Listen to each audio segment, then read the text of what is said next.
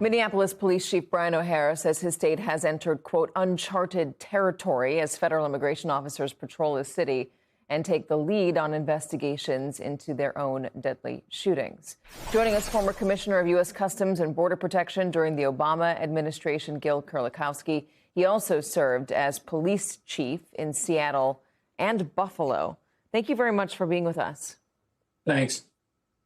Can you help me understand why this happened again in Minneapolis, why another American citizen was shot and killed by federal law enforcement? Well, and this isn't just Minneapolis, although we're talking about these two really horrific incidents in Minneapolis. We have shootings in Chicago. We have use of force in Los Angeles.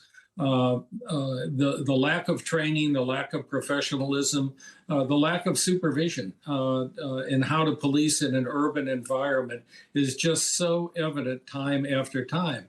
And the judge that looked at it in Chicago came to that conclusion. The judge in Minneapolis came to that conclusion.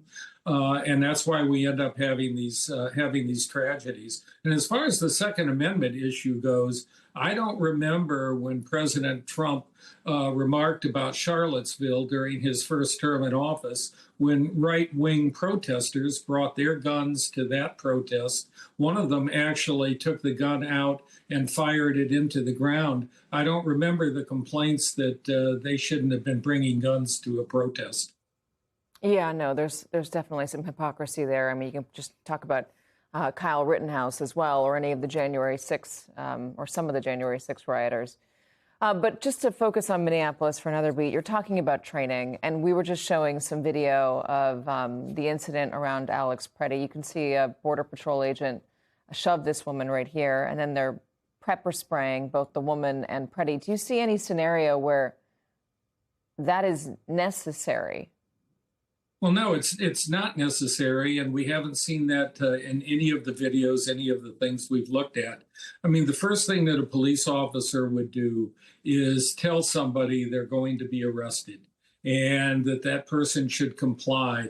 You don't need to just start shoving people, start using pepper spray, and some of the use of pepper spray, pepper balls, soft nose rounds doesn't follow any standard practice of a police department and just reflects so badly on people that I know.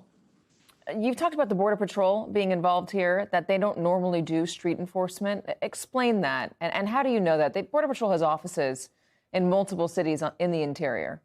Oh, I heard that from Commander Bavino, that they have an office in Buffalo and they have an office in Seattle. Look, I was the police commissioner for 5 years in Buffalo. I never saw a Border Patrol agent patrolling the streets or on the streets in Buffalo. And the same would be true of any of the big city police chiefs. So to have an office where people process payroll and fill out forms, and then to call that, well, this is our expertise in policing a city, is just, it's just more spin that frankly doesn't meet the factual situation. I'm curious, I mean, this is not the only place. Minneapolis, Los Angeles, Chicago, those are not the only cities where immigration enforcement is happening. It's also happening in Memphis, Republican governor, Democratic mayor. Why are we not seeing deadly encounters there? Why are we not seeing widespread protests? Why are we not seeing the confrontations in Memphis that we're seeing in Minneapolis? Well, I think there are a couple things. One is that it's the National Guard that's very active, both in New Orleans and also in Memphis. The relationship of the National Guard, usually to local policing, is one that's much more solid.